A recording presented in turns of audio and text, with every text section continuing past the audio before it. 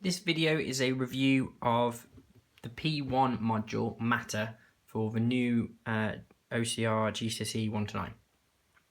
So this module consists of 3 sections. Okay, we have P1.1, which is the particle model. So in this section, you need to understand about the development of the atom, solids, liquids, and gases, and density.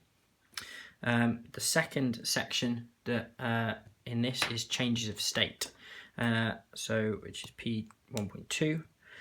In this module, we need to look at specific heat capacity and specific latent heat, and the difference between heat and energy.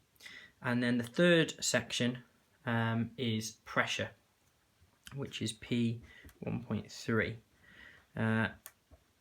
And so mostly this is about atmospheric pressure and about gas pressure, but there's also a bit on fluid pressure for triple students. Okay, so let's start with the equations that we need to know for each of the different sections. So in the particle model section, the first equation you should know is the equation for density, which is mass divided by volume. So density is in effect a measure of how closely packed particles are in a certain area. The units are kilograms per meter squared.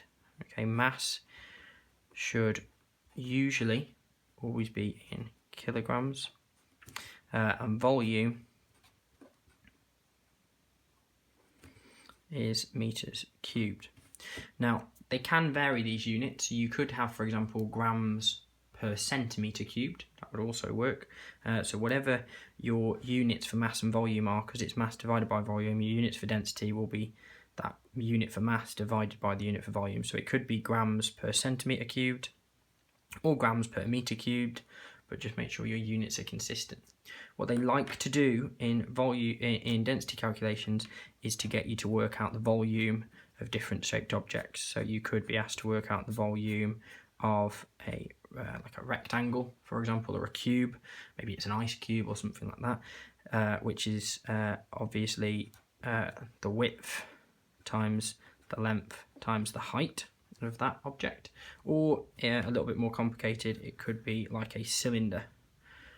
Okay, so like a volume of air. So in that case, you have to work out because this is a prism, the cross-sectional area first, and then times it by the height. So obviously the cross-sectional area of a circle is pi times the radius squared.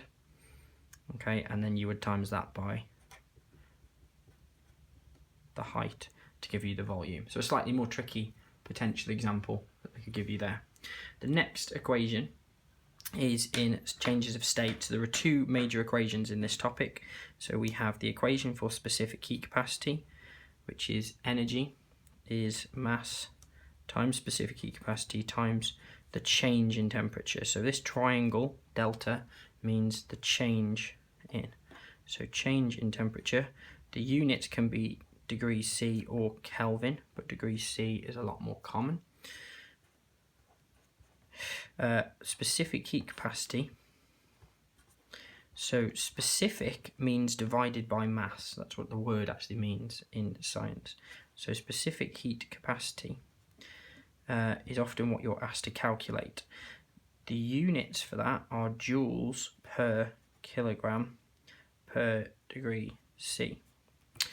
The definition of specific heat capacity is the amount of energy required to heat up 1 kilogram of mass by 1 degree C. So if I rearrange the equation to give me specific heat capacity and put that into words, it gives me the definition. So the amount of energy required to heat up 1 kilogram of mass by 1 degree C. So commonly, water has a specific heat capacity of 4,200 joules per kilogram per degree C. But other materials, like say aluminium, for example, might have a specific heat capacity. So that's for water, for aluminium, of like 901 joules per kilogram per degree C. So it varies for different materials. So specific heat capacity as a topic is often linked to a couple of different types of question. So we have energy in joules and mass in kilograms. So the first kind of thing they like to relate it to is specific heat capacity. As much as we've just discussed the definition, we can think of specific heat capacity as like the amount of energy a material can store. So water, with a much larger specific heat capacity than aluminium, requires a lot more energy to heat up, but it can also store a lot more energy therefore, which is why we use water for our central heating. Obviously we could use something like oil as an alternative, but that would lose its heat an awful lot more quickly because oil has a much lower specific heat capacity than water. So understanding that specific heat capacity is the amount of energy stored in a material is important. The second thing about specific heat capacity is it's to do always with heating or cooling. Okay, so it's about a change in temperature. If I'm heating something up or cooling something down, then this equation tells me the energy transfer for heating up and cooling down. And that's in stark contrast to the second equation in this topic, which is the equation for latent heat, or specific latent heat, okay, which is E equals mL. So E is still energy and is measured in joules. M is the mass that we are changing state with. And then latent heat, or specific latent heat, there are two types. The unit is joules per kilogram. So the two types of specific latent heat are specific latent heat of fusion and specific latent heat of vaporization. So specific latent heat is the amount of energy required for 1 kilogram of a substance to change state. So rather than specific heat capacity, which is all about heating and cooling, right, latent heat is all about changing state. It's about the energy required to do that. So the two types, fusion and vaporization, specific latent heat of fusion is the amount of energy required for an object to either melt or freeze. So it's about going between solid and liquid state. Okay, whereas vaporization is about going between the liquid and the gas state, so either to boil or to condense. So it's the amount of energy required to change state. Now what we often do with this topic is we have to understand and be able to relate this to a heating and cooling curve. Okay, so as an example, so we have time, possibly in minutes, okay, on that axis, and we have temperature, degrees C here. So if we plot what happens to the temperature of a substance as I heat it up, so let's say for simplicity, so let's make that 0 degrees, and let's make this bit 100. Okay, so imagine we're heating up water, or starting with ice. So I'd heat up my ice, and then it keeps heating up until it gets to 0 degrees C, which is the melting point or freezing point of water. So obviously if I'm heating water up, at this point it's going to melt. What happens to the graph then is it flattens. This bit of the graph here, this is the latent heat. Okay, so latent is an old word for hidden. So what's happening is at this point energy is being transferred, but not to heat up the material because the temperature stays constant at 0 degrees. What instead is happening is that energy is being used to break or form, depending on which way you are going, into molecular bonds. So if we are freezing, we are making intermolecular bonds to hold them solid together. If we are melting, we are breaking them. Then once it's finished melting, it will then continue to heat up again until we get to the boiling point, where again the graph will plateau, because now this corresponds to the specific latent heat of vaporization.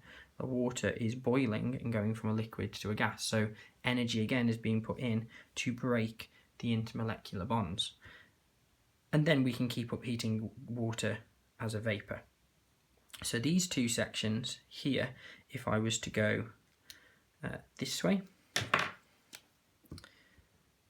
that would correspond to melting.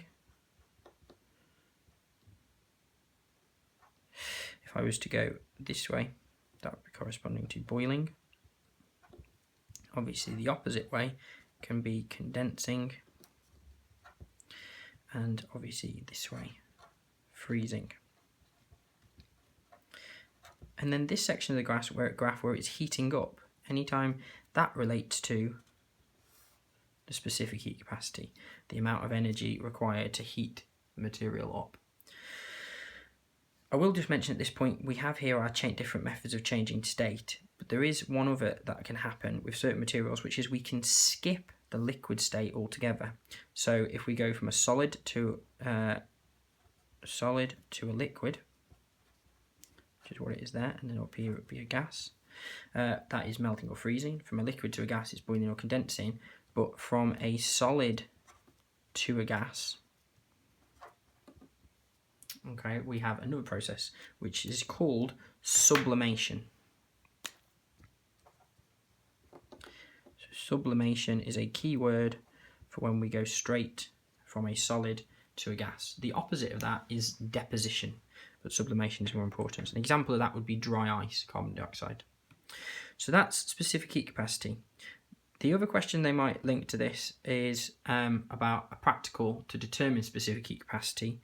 And so if I was doing that for a solid, you would have a solid block with a thermometer inserted into the block, or temperature probe would also work. And then you have to have a heater inserted into the block as well. So you would obviously measure the mass of the block on some scales. You would measure the change in temperature using the temperature probe. I need to work out the amount of energy transferred though. In order to do that, what we do is we connect the heater firstly to a power supply. Obviously it needs to be switched on, and then we will connect to that two devices, a ammeter to measure the current, and then we will connect in parallel to that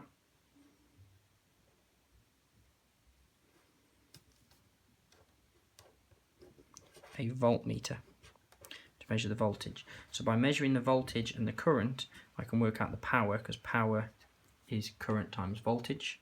And then the last thing I need to measure, as well as the mass and the change in temperature, is I then need to measure the time, because power is energy divided by time. So if I have the power and I have the time, so I multiply that by the time, I can work out my energy, and I can put that into my equation and rearrange it to work out the specific heat capacity of my metal. Okay. So moving on from that, the other equations that we have are in the pressure section. So the general equation for pressure is force divided by area. Okay.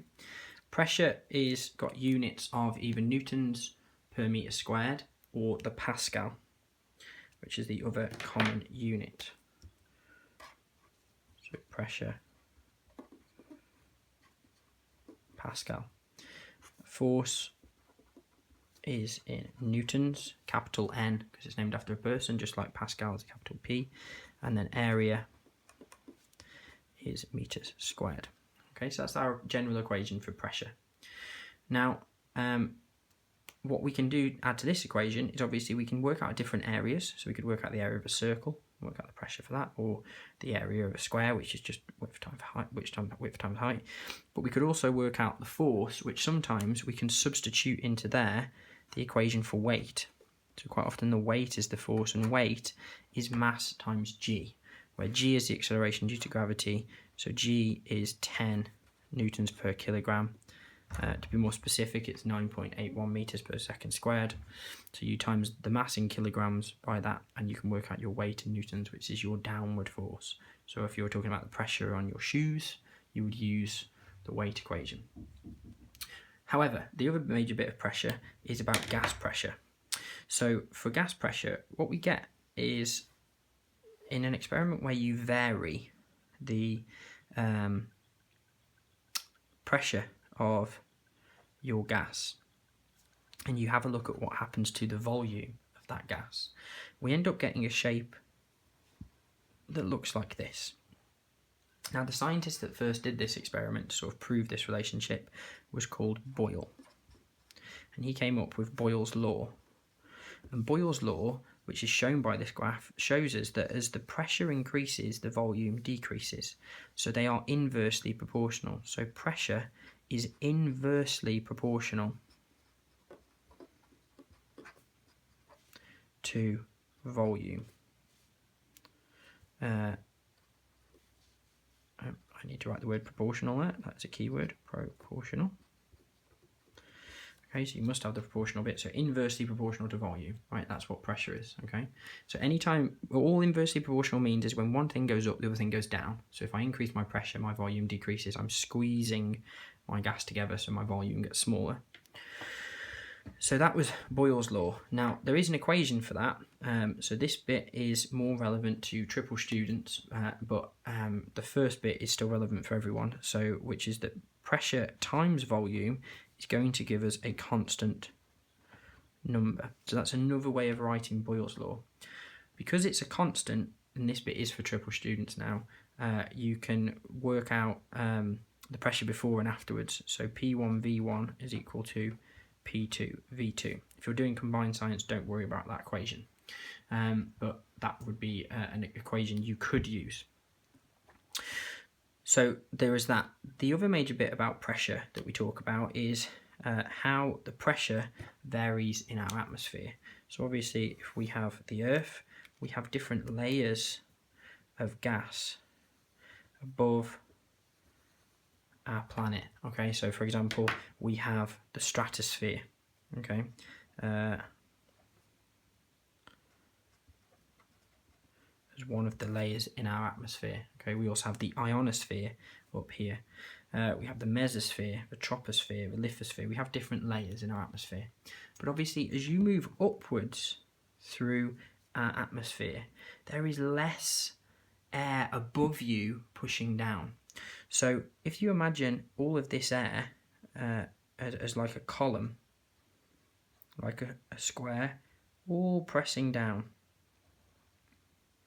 at one point on the Earth's surface. Okay, so on the point of the Earth's surface, if we imagine this area to be 1 meter squared, right, the pressure at the Earth's surface is caused by the weight of all of this air directly above you pushing down, and we describe this as what we call atmospheric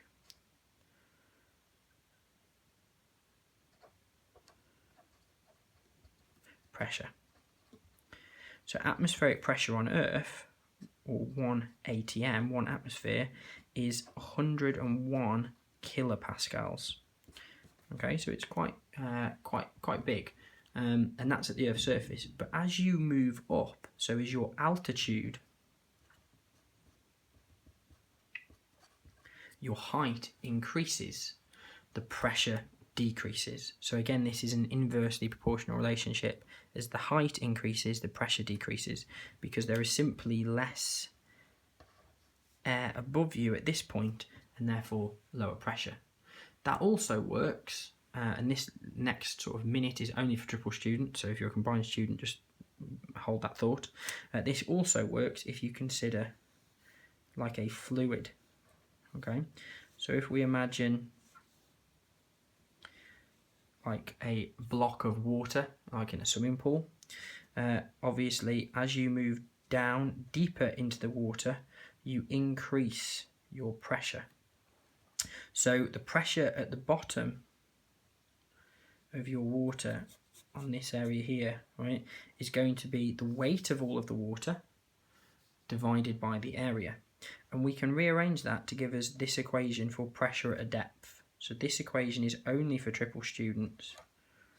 But pressure of a fluid at any depth is the density of the fluid times g, which is the acceleration due to gravity or gravitational field strength, times the depth of the fluid. So if we know how deep it is and we know the density of it, we know what pressure will be exerted at the bottom. And it's exactly the same thing, that pressure decreases as you move up, so as you shallower, because there's less weight of water acting down on you. So that's the equations of P1, but you'll notice we've talked about the equation, we've talked through quite a lot of P1, but we've still got a bit missing here in the particle model. So the last little bit is two things: atomic structure and the history of the atom, and a bit about solids, liquids and gases. So we've already kind of talked about how we change state between solids, liquids and gases. We should know that solids, the particles, are all neatly organised, neatly arranged in a regular way, and all touching each other. Okay, so particles in a solid have a regular arrangement. And when we look at these particles, you can see, if I just sort of draw lines to show you, that they all arranged neatly in rows. Okay, so we actually call this regular arrangement, we call this a lattice. Okay, so for solids, because they have this regular arrangement, the things that you should know about that is that solids are more dense than liquids and gases. Not always, there are exceptions to this. So one exception would be ice is less dense than water, which is why ice floats. But generally speaking, most solids are denser than their liquid because the particles are close together. There are stronger intermolecular forces between particles in a solid because they're closer together. You can't compress a solid because there's no space between the particles. So particles in a solid have a fixed shape and have a fixed volume. Those two things do not change for a solid. Okay. Now, in contrast, okay, moving on, a liquid, however, would have particles that are touching each other, but you can notice these aren't arranged in neat, regular rows. So particles in a liquid have a random arrangement in the same way that a gas does. So particles in a gas are just going to be all spread out. They're all going to be flying around in different directions, okay, with a lot of space between the molecules. So they both have a random arrangement. However, particles in a liquid are touching still, so they can't be compressed, whereas the particles in a solid can be compressed. Okay, you can push those closer together. The big difference between solids, liquids and gases is on these 2 points. So solids have fixed shape and fixed volume. Liquids have a fixed volume, but they don't have a fixed shape. So no fixed shape. It should make sense to you that if you put a liquid into a cup, it will take the shape of the cup. Okay. And gases, lastly, they have neither no fixed volume or shape, because they will fill the shape of any container they're in. Okay, the gas will spread out and the volume will change. And the volume, as we already discussed, changes with pressure. It also changes with temperature. The particles are a lot further apart, so the intermolecular forces are a lot weaker. And so understanding the basic differences between solids and liquids and gases, right back to the stuff you will have learned in Key Stage 3, is something that you can be tested on in this section. The last thing I want to mention about the difference between these three things is, obviously, if I have something that's a solid at room temperature, that means the particles have a kinetic energy which is less than the average strength of the intermolecular bonds. So linked to changes of state, we've talked here about, as we increase the temperature, energy is being transferred. And so there's a subtle difference between energy and temperature. So temperature when we talk about temperature, we are measuring it in degrees C, and temperature has two definitions. Number one is it's a measure of hotness, how hot one thing is on an arbitrary scale. In other words, it's just one thing compared to another. So an ice cream is hot compared to liquid nitrogen, but an ice cream is cold compared to your hand. So you can, hotness is about comparison. The other definition for temperature that's more important is it's a measure of the average kinetic energy of the particles. So the more energy the particles have, the more they move around. So if you increase the temperature, you increase the kinetic energy of the particles. And that is in contrast to just energy or to heat. So heat is a measure of energy and therefore is measured in joules. So in this case, we are transferring heat to substance in order to melt it and then in order to heat it up. Okay, so heat is measured in energy, and that's an absolute scale. It does have a zero, right? There's a floor mark to that. It isn't just a comparison, an arbitrary comparison. So that's the difference between temperature and heat. The very last thing, right, which is actually the first thing you learn in this module, is about the atom. So you should know the basics of the atom as we can think of it now. So we have protons, neutrons, and electrons. So obviously electrons, we now know, are in shells. The neutrons and the protons are positive, neutrons are neutral. Those are found inside the nucleus, which is the centre of the atom. And all of this other stuff here is empty space. Now, this picture of an atom that we have is now called the quantum model of an atom. Okay, but that isn't how we started out thinking of atoms, okay? We started off thinking of atoms the way the Greeks did. So the Greeks just imagine atoms as balls, just inelastic spheres that could not be cut. That's where the word atom comes from. The word atmos means uncuttable.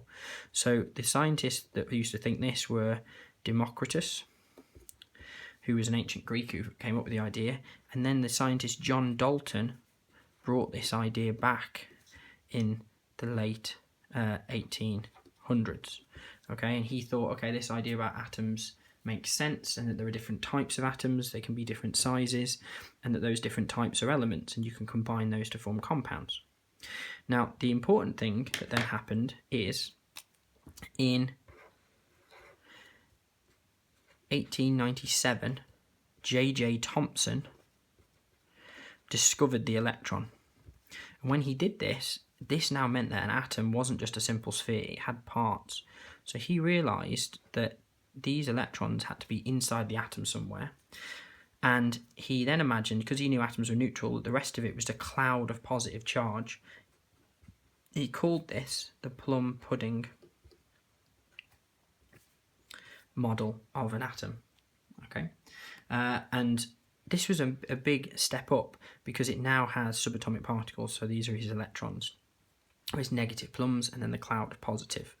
Now that idea was sort of popular for just over 10 years before in 1911 Ernst Rutherford discovered that an atom had a nucleus. So Ernst Rutherford did an experiment, or rather he got his two sort of students to do the experiment, Geiger and Marsden, and the experiment was quite simple. Right? So he had a piece of gold leaf, so this is called the gold foil experiment. Okay, so he had a piece of gold leaf and he fired alpha particles at this piece of gold leaf, and he had a detector around the outside, and he wanted to see what happened. Now, most of the particles passed straight through, and that was evidence that most of the atom must be empty space. A small number were deflected by small angles, and he knew that alpha particles were a helium nucleus and had a charge of +2. So he knew alpha particles were positive. So if they'd been slightly deflected, he then worked out the nucleus must be slightly positive. And then lastly, this was the bit that really shocked him. Some of these alpha particles, a very small number, bounced back at angles greater than 90 degrees. So he then realised that the only way he could explain this is if he imagined that an atom has a central positive nucleus with all the mass located there, and then electrons sort of around the outside, but he thought of it like planets around the sun. He thought they could sort of be anywhere, okay? And so this is what Ernst Rutherford's model looked like. We call this the atomic model, which has, like I say, 3 things. So this point is particularly important, so I'm going to stress it again. So it has a positive nucleus. That is why some of the particles are slightly deflected. Most of the atom here, you can see, is empty space, and that's why most of the particles went straight through. And then a very small number are deflected, and that means that all the mass had to be in the centre. In other words, there had to be a nucleus. And then that isn't quite this model, because the other thing you'll know is that these electrons aren't just anywhere, they're in shells. And so the idea of electron shells, 2 electrons in the first shell, and then 8 in the ones after that, that was developed by Niels Bohr. And that becomes then what we now consider to be the quantum model of the atom. So you need to understand this development of the atom and understand what a real atom looks like now, and think basic facts about it, like electrons are negative, neutrons are neutral, protons are positive. So that is a summary of P1. So there is a lot of information there, and it's really important you take time to study some of the other videos on this topic, breaking down some of the key points further. So we have videos on the calculations of density, so if you want to know how to do density calculations, have a look at that. We have another video focusing a little bit more on the development of the atom and how that happens. Have a look as well at videos explaining specific heat capacity and specific latent heat and how to do calculations on that. And then also check out our videos looking specifically at Boyle's law and pressure to give you examples of the calculations and questions you might have in your exam.